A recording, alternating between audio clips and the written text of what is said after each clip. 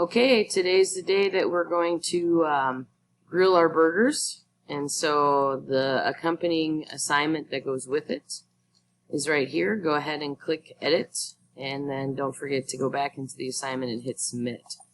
So the little bit on marinades and the importance of marinades. If you go to that website there and define what marinating is, and use that same website for the following questions. Basically, a little bit of chemistry of why meat gets tough to begin with and why a marinade will soften it up. And also why we cook tougher cuts in liquid in like a slow cooker, for instance, to also soften them up. We can use longer cooking methods to break down certain tissues that make meat tough. And marinades work in the same fashion. So that's what you're going to learn about today. And the difference between using acid and enzymes. And also how you thought the marinated burgers turned out themselves.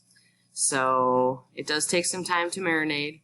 And burgers are a ground cut, which typically we don't marinate. So I'd like to know your opinion if you think it is worth it. Mainly for our burgers, I think it'll probably add some flavor, but you might notice some other differences there too. So go ahead and hit submit when you are done and have a fantastic day.